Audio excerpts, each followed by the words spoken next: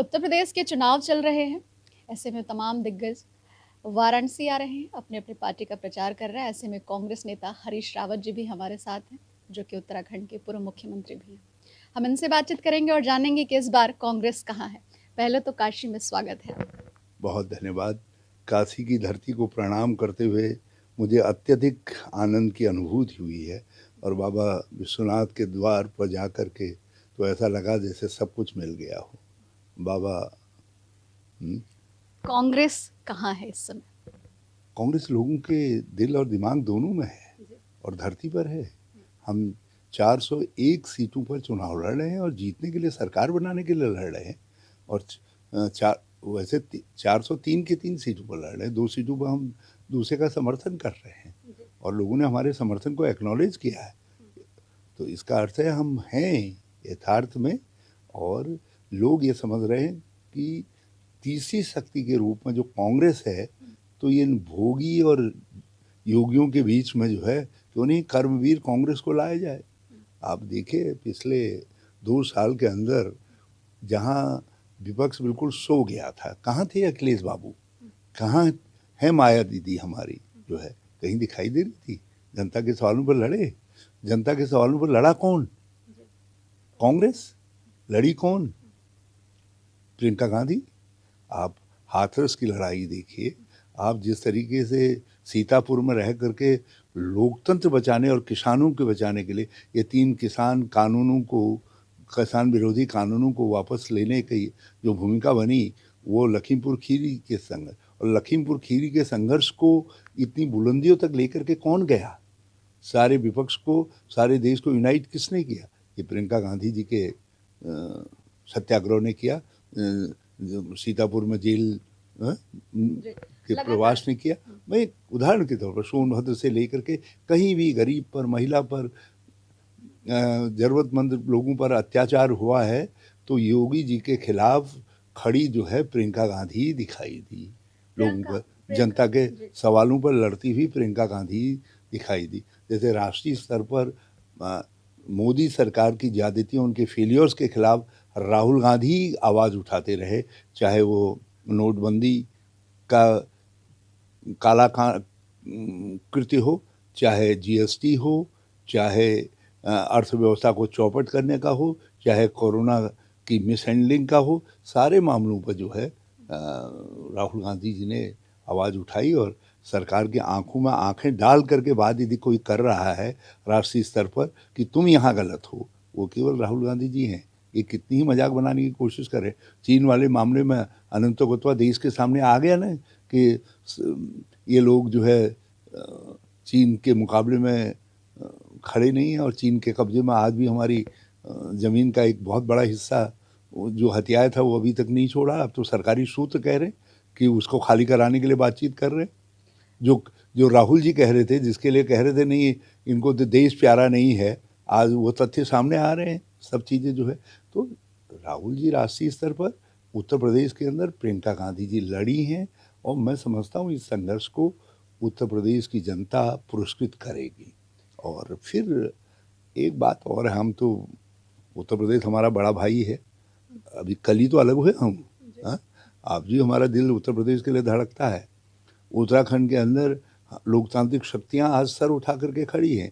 यहाँ उत्तर प्रदेश के अंदर कभी थानेवादी आ जाते हैं, थाने की राजनीति करने वाले भोगवादी, कभी आ जाते हैं ये भगवा की इस तरीके की बात करने वाले लोग। तो इनसे छुटकारा पाइए, विकास की बात करिए, और फिर उत्तर प्रदेश कब तक उधार के तिलक से काम चलाएगा? चाहे मोदी जी हों, है तो उधार के तिलक। अरे अपने बेटों, अपने बच्चों को आगे बढ़ाइए ना। नेहरू गांधी परिवार की ये 5वीं पीढ़ी है, आपकी सेवा के लिए समर्पित भाव से खड़ी है, तो अपनाइए, उनको मौका दीजिए, अवसर दीजिए। उत्तर प्रदेश की बात कर रहे हैं, आपने कहा राहुल प्रखरता के साथ खड़े हैं, प्रियंका गांधी लड़ रही है, लेकिन जो है अन्य राजनीतिक दल कह रहे हैं राहुल तो कहीं है ही नहीं लड़ाई। राहुल जी सादगी के प्रतीक हो सकते हैं।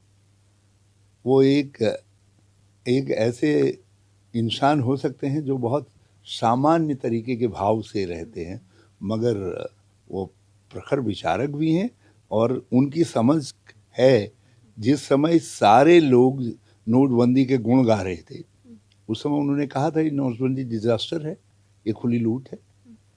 राहुल गांधी पहले राजनेता थे जिन्होंने चुनौती दी थी।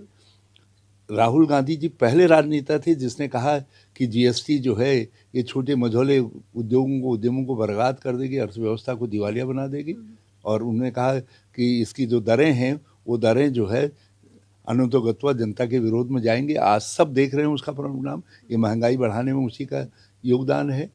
उन्होंने कि लोगों से कहा कि पेट्रोल, डीजल, खाने के तेल, दाल आदि के दाम आपकी जेब से निकाला जा रहा है और अपने पूंजीपतियों के मित्रों की जेब को भरने का काम कर रहे हैं। नहीं तो एक बात मुझे बताइए, कोरोना काल के अंदर या पिछले 3 वर्षों के अंदर आप हम सब गरीब हुए हैं। कोई वर्ग ऐसा नहीं है जिसकी जेब खाली नहीं हुई है, जो गरीब नहीं हुआ है।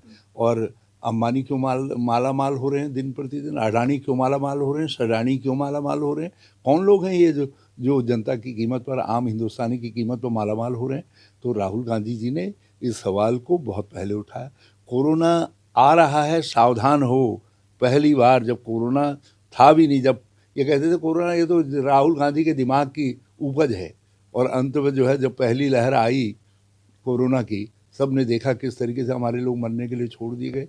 राहुल गांधी जी ने 21 फरवरी को जो है वार्न कर दिया था देश को, ये आ रही है। क्योंकि सेकेंड लहर के विषय में भी Rahul Gandhi was the first person in India जिसने वार्न किया कि दूसरी लहर आ रही है, चेतो, इसके लिए तैयारी करो। और ये सरकारों ने तैयारी नहीं की, मरने के लिए लोग जो है वैसे ही छोड़ दिए। बेड नहीं मिला लोगों को, ऑक्सीजन नहीं मिली, लोगों ने अपने करीबी लोग खोए। तो चीन के एग्रेशन के विषय में चीन के इरादे ठीक नहीं है, ये राहुल गांधी जी ने पहले बताया।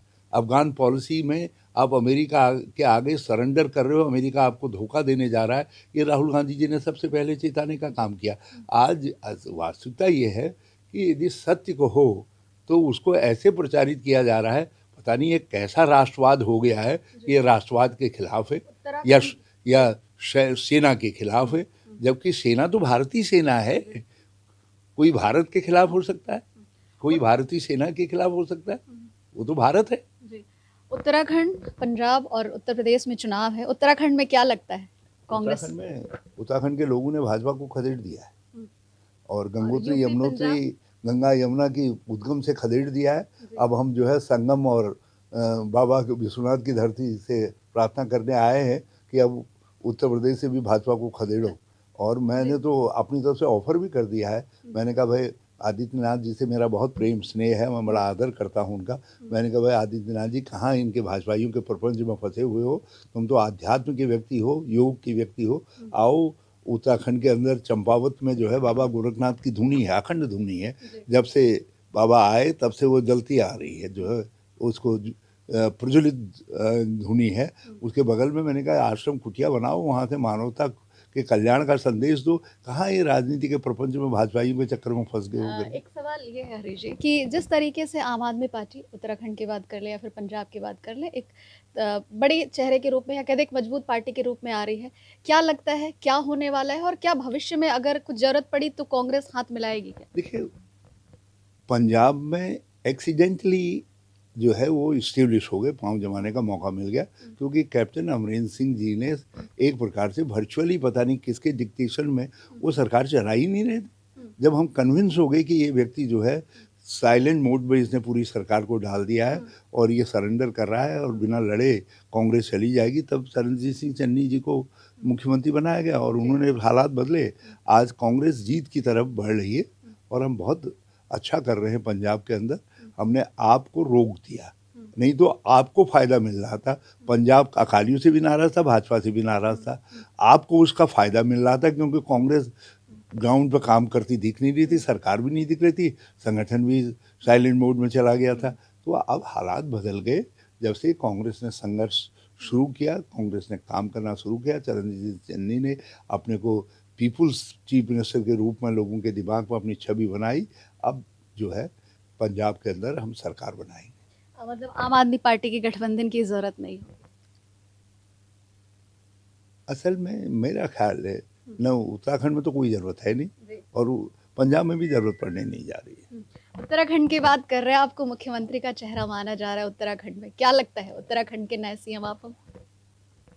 मैं आपके सवाल को शुभकामना मान सकता हूँ, लेकिन मुख्यमंत्री तो वही होगा जिसको सोनिया जी कहेंगे, आदेश देंगी, वो चलाएगा 5 साल उत्तराखंड की व्यवस्था को जो है।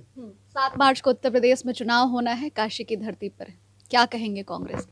मैं काशी की धरती से बाबा विश्वनाथ जी से कहना चाहूँगा, कर्मवीरों की तपस्या को भी आशीर्वाद दीजिए और बनारस से कांग्रेस बहुत अच्छा करे, जीते और प्रयागराज से जीते और अयोध्या से जीते, सब इस पवित्र उत्तर प्रदेश से जीते और ये हमारी कामना है। और फिर गंगोत्री, यमुनोत्री जहाँ से हमारी सब चीज़ों का उद्भव है, जब वहाँ जीत रही है कांग्रेस जो है, भाजपा को वहाँ से भगाया जा रहा है, तो उत्तर प्रदेश हमारा बड़ा भाई पीछे क्यों रहे? तो छोटे भाई की प्रार्थना जो है उत्तर प्रदेश सुनेगा। उत्तराखंड की सामूहिक प्रार्थना है कि भाजपा भगाओ, महंगाई घटाओ। बहुत बहुत शुक्रिया हमसे बात करने के लिए हरीश जी। हमारे साथ ही कांग्रेस के कद्दावर नेता हरीश रावत, जिन्होंने बताया कि इस बार कांग्रेस पूरे जोश खरोश के साथ जो है उत्तर प्रदेश विधानसभा चुनाव में अपना परचम लहराएगी। साथ ही साथ उत्तराखंड और पंजाब में भी बेहतर जो है वो परिणाम देखने को मिलेंगे। निश्चित तौर पर जिस तरीके से कांग्रेस जमीन पर अब काम कर रही है, एक बड़े चेहरे के रूप में कांग्रेस को देखा जा रहा है, कांग्रेस को बार्गेनिंग की स्थिति में माना जा रहा है। अब 2022 के चुनाव का परिणाम क्या होगा, ये 10 मार्च के बाद पता चलेगा, लेकिन पार्टी अपनी ओर से पुरजोर कोशिश कर रही है कि इस बार जो 30 सालों से यूपी में अपनी जमीन खो चुकी है, उसे मजबूत किया जाए। प्रतिमा तिवारी, ईटीवी भारत, अब वाराणसी।